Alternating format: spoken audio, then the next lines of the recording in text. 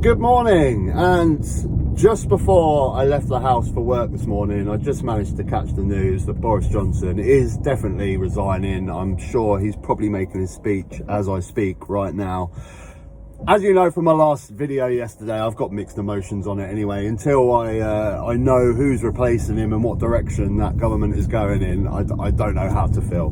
But that brings me on to today's video, because as you know, I like to take opinions across the political spectrum, and I like to see what our good friends at Talk TV and GB News, what they're talking about on certain subjects. And I come across this interview with Lord Heseltine on Talk Radio with Julia Hartley brewer, and he's got an interesting take on the direction that the Conservative Party could take now Boris is leaving. Check this out. I think that the characteristic of Johnson's premiership has been a disregard for the truth, and in the end you get caught out. One incident after another, there is bound to be a moment when something snaps, and that's what's happened. It all started with BREXIT, which was based on a pack of lies. I know you personally don't agree with that, but the public now do agree with that. No, they don't. And, I don't know why you're laughing, Julia. The public do. I mean, just go on Google and just search public opinion poll on Brexit, and you will find a dozen. You'll find them from YouGov. You'll find them from whattheUKthinks.org. You'll find them from The Independent. You'll find them from so many. Just 2 minutes this morning, every single poll that I looked up was against Brexit. I think you need to get out of your little Talk Radio Brexit bubble. as you know, I coined a phrase: if Boris goes, Brexit goes. And really? So we're going to rejoin the EU if Boris Johnson goes? We will now seek a close... Well, we will... this opens the door to the beginning of a new European journey. One of the curiosities of politics is that Keir Starmer, obviously reading the political situation, made this ridiculous speech about Europe the other day. And of course, then Boris is in deep trouble. If Boris goes, Keir Starmer is out on a limb as the most anti-European party in the next election. Anyway, that's his problem, not mine. Do you genuinely believe? I mean, you've been a party grandee for a very long time, and you and I certainly we've never made any secret of our differences on the issue of Brexit. But you honestly think that anyone who is advocating going back into the EU or customs union or single market, anything like that, with all that entails in terms of immigration and control from Brussels? Yes, Julia, because again, you need to get outside of your bloody immigration-hating Talk Radio bubble. And people are starting to realise that, you know what, we kind of actually need immigration. When we have a country that economy is panning down the drain, we need people to work, we need people to pay tax. And people are also starting to realise that, you know what, maybe there wasn't really that much Brussels control over the country. You know, that classic line that everyone was asking over the referendum: please just give me one law from Europe that you're not happy with, apart from freedom of movement. Give me one law. People are starting to realise this, Julia, outside of your stupid little Talk Radio bubble. You think that any of those candidates who would run for leadership if Boris goes, even when he goes, would have a chance of winning with the Tory party membership? I'm not sure you've met many Tory party members lately. Well, the public opinion polls are quite clear, but it's not party membership you should be talking about. It is the Scots Nats in Scotland. It is the Lib Dems in the south. They don't get to say on who the next Prime Minister is. No, I'm not going to say that, but I'm merely telling you that Brexit is a disaster which is unfolding. And if you throw in Northern Ireland, you realise that the SNP,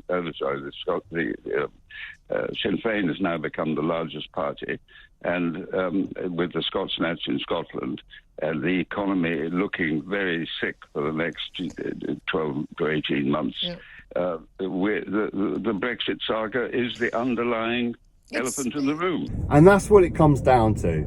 And whether you like the guy or not, I mean, he's a bit before my era, Heseltine. He was Thatcher's deputy, wasn't he, or something? I don't know. But he's making a good point here. So basically what he's saying is with Keir Starmer recently coming out and saying he's not going to rejoin Europe, he's not going to rejoin the single market or customs union, that leaves the Tory party. And the Tory party are at a crossroads now. They've just had 6 years of this Boris ultra Brexit stance, and it's not working. And it's brought them to this absolute failure of a government and everyone hating them. And what do they fear the most at the moment? I think they fear the Lib Dems in the south, as the by-elections are showing. They're fearing losing that south. So it doesn't matter what the Tory members, which is what Julia's going on about. She's basically saying, have you met any Tory party MPs at the moment? They're staunch Brexiteers.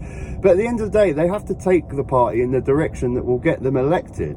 And this is not working. this ultra right-wing Brexit, Boris Johnson Brexit, is not working. It's taking the party down a path that is not good.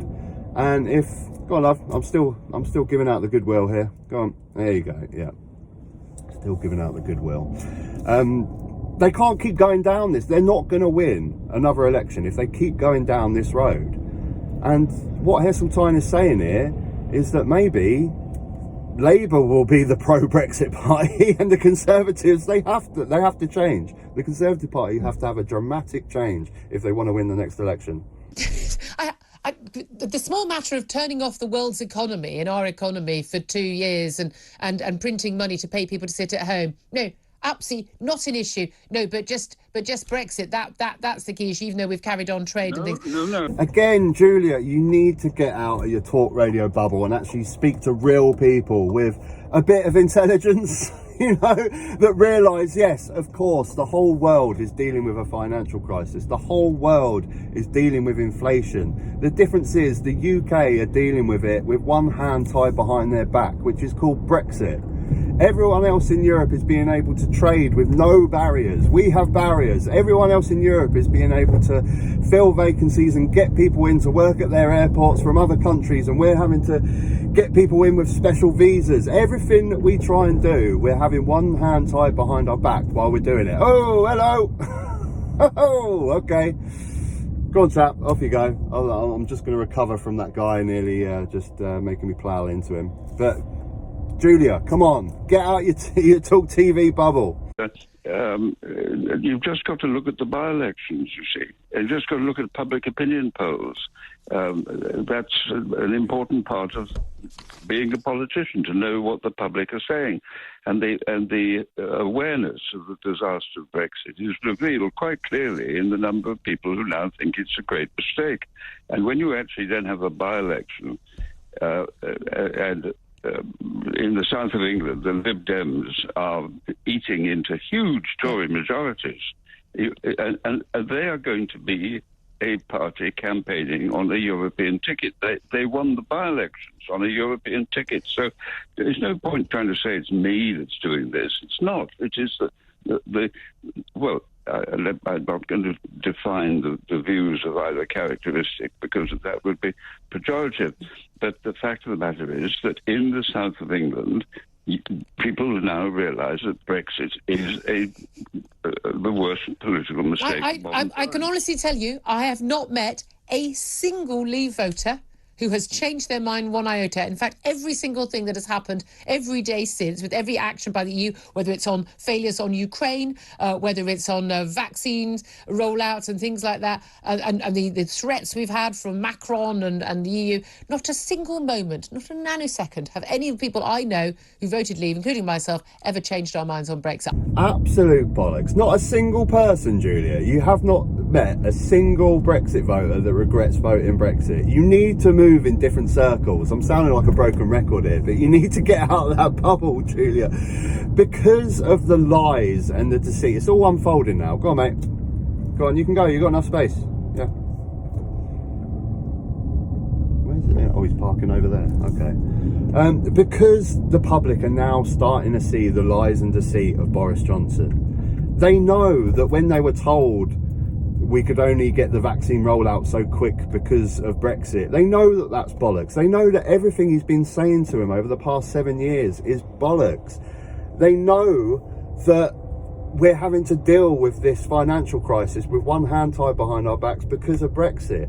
They're starting to realise this now. They know that trade is effective. They know that there is not one single economic benefit of Brexit. You need to get out there and gauge other people's opinion other than this stupid talk radio bubble. And the house of cards is falling down with Boris, but with Brexit as well. And this is what I want to put to you guys. This is a really interesting point that Heseltine's making here. The Conservative Party have to drastically change. They can't go on as businesses. I don't think they can just put a fresh face at the top and carry on with the same policies. I think the whole direction of the Conservative Party needs to change if they've got any hope of winning the next election. And could we face a situation where Labour is the pro-Brexit party? According to Keir Starmer, they are. That's what they're going to do going forward.